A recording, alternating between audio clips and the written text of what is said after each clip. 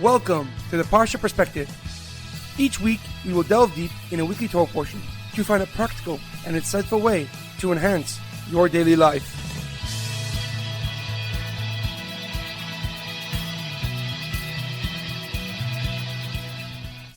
Thank you for tuning in.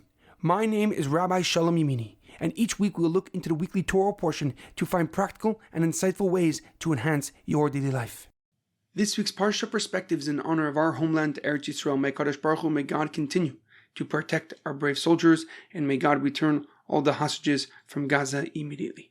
This week's Parsha Perspective is in loving memory of Edward Ben Efraim, Shlomo Ben Edward, and Yirachmiel Daniel Ben Gedalia. May their souls be uplifted, and may their memories be a blessing.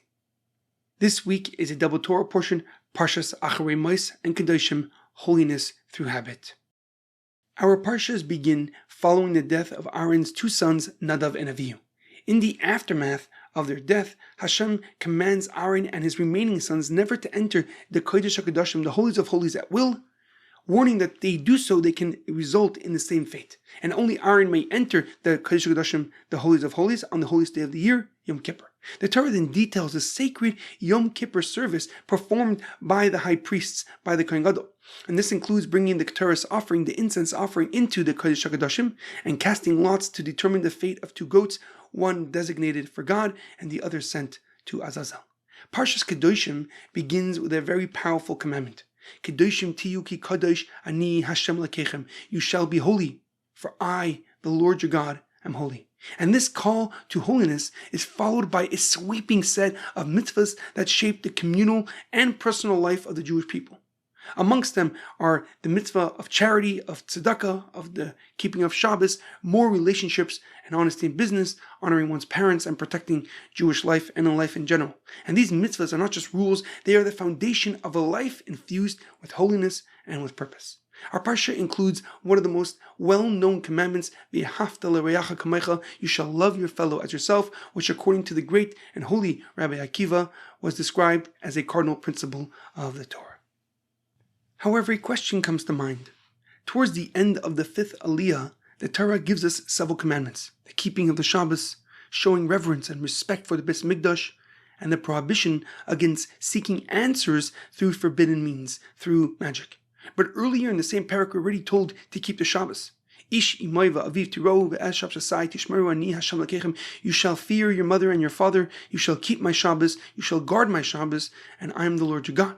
And just a few psukim later, the pasuk says again, Es shabsasai tishmeru u'mikdashai tirou ani Hashem. You shall keep my Shabbos. You shall guard my Shabbos. Respect my sanctuary. I am the Lord your God. What is the connection between these three commandments that they are connected? The keeping of the Shabbos, the honoring of the Beis Mikdash, and not turning to spiritual sources that the Torah forbids. At the first glance, they seem unrelated. Why are they placed side by side in our Torah portion? The Ramban, Rav Moshe ben Nachman, a leading Torah commentary, gives us a simple explanation.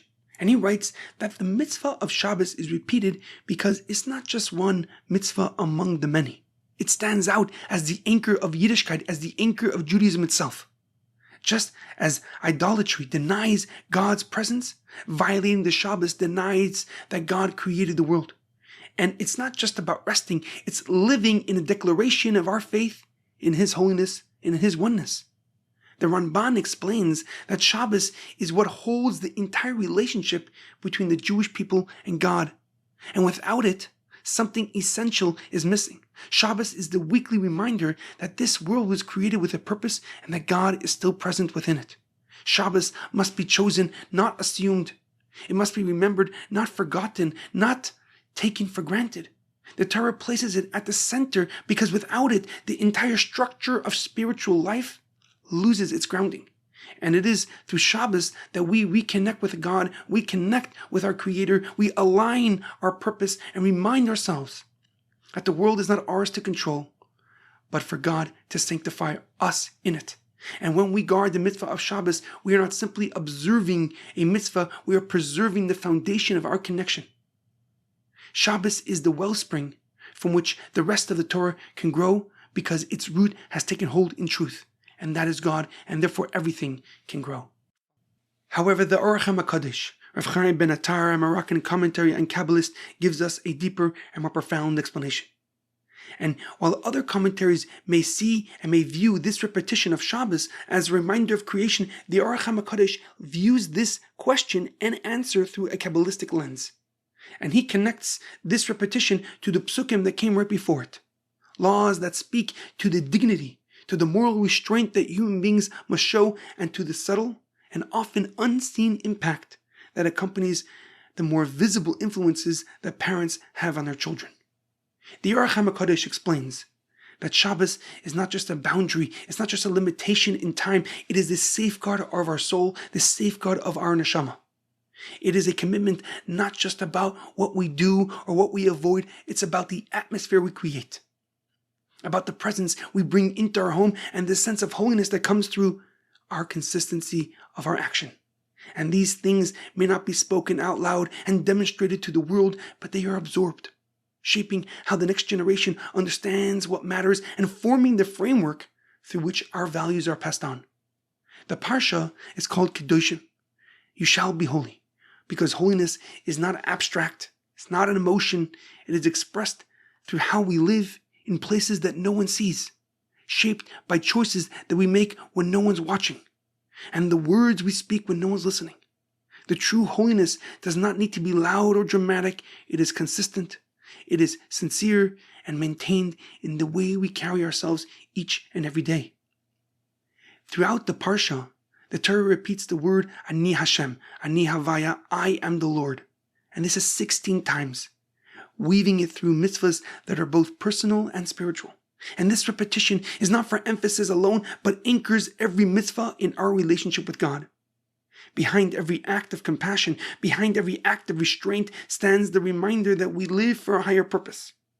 We do not act with integrity because it's convenient, nor do we strive for holiness because it is honored. We do so because God is here, and His presence fills the space between what we do and who we truly are. The Ohr HaChaim writes that this is why Shabbos appears alongside the words Ani Hashem, I am the Lord. For holiness does not begin with grand gestures. It takes root in the small, steady choices made every single day. And when we welcome Shabbos with sincerity, when we bring in the Shabbos with honesty, we do more than sanctify a day, we solidify our soul. We shape the atmosphere of our homes and plant a seed of memory and experience that will outlive us for many generations. Shabbos becomes a sacred rhythm that guards our purpose, that anchors our emunah, that anchors our faith, and brings God's presence into the ordinary moments that quietly define who we truly are. This profound lesson is ever more relevant as this upcoming week we have the holy and special day of Lag BaOmer celebrated on Thursday night and Friday. It is a celebration that transforms the Omer's period of mourning into a time of joy, into a time of celebration. We commemorate the Yortzeit of the holy and great Tana Rabbi Shimon Bar Yochai, who emerged after 13 years in a cave to unveil the Torah's hidden light in the Zohar. We also commemorate the end of the plague that nearly annihilated Rabbi Akiva's students, and rather than surrender, Rabbi Akiva built his yeshiva back with 5 students, and amongst them was Rabbi Shimon, sowing seeds of a legacy that continues to shine today. And may the light that we kindle together on Lag BaOmer illuminate our path forward and guide us towards the ultimate redemption. In our daily life, it is imperative to understand that our character is not defined by the big, grand gestures, but by the small, consistent choices we make every single day. The way we act when no one's watching us, and the quiet discipline that follows throughout the day, and the habits we return to, these are the behaviors that shapes our values and cement our perspective over time.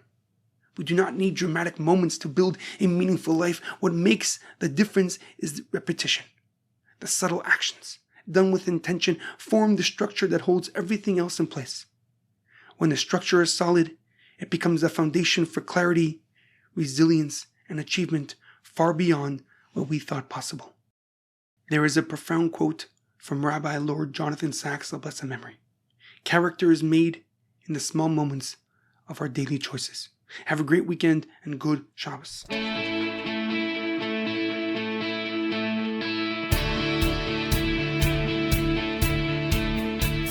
Thank you for tuning in to the Parsha Perspective.